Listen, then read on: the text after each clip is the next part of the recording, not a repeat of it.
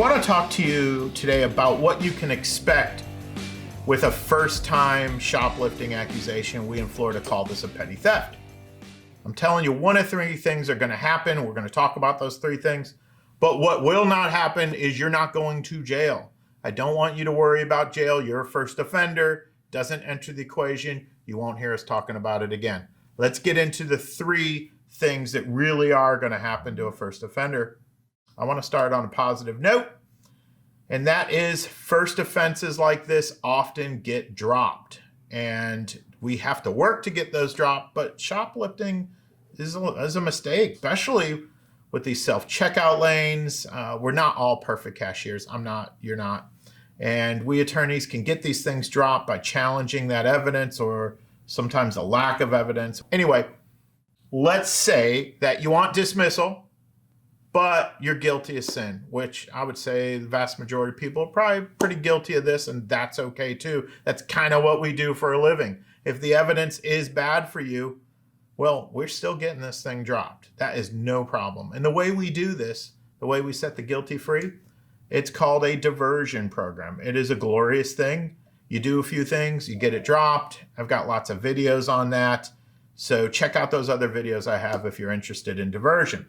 Now, the second thing that could happen other than getting your case dropped is you may have to enter a guilty plea to the charge. Now, if you enter a plea to this shoplifting, I want to tell you, the judge has a lot of sentencing options for first offenders. It can be good and it can be bad. You might get 6 months to a year of supervised probation. Probation comes with baggage, like random drug testing, calls to your employer for employment verification, which I think is just a way to embarrass you.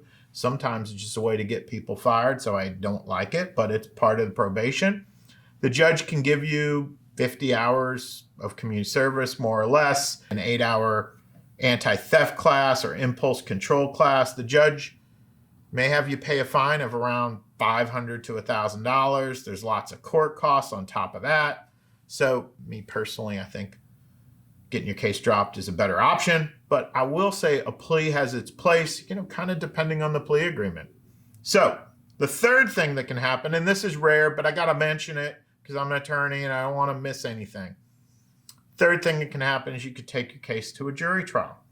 And this is that thing that you've seen on TV. If you've ever watched Dateline, at the end of every episode, we defense attorneys try to convince a jury that the prosecutors haven't brought enough evidence to back up their mere accusations. And first offenders, I will say, they rarely go to trial on this sort of thing, but I've done it. It happens. It's okay. If you need to, we'll do it. And there you have it. Those are the three things that happen in every petty theft case. So if your shoplifting happens to be in Central Florida, my neck of the woods, and I'm talking about Orange County, Seminole County, Osceola, Brevard, Lake, Volusia, Polk County, I hope that you'll give our office a call. Let's see if we can help you out. Thanks for watching and take care.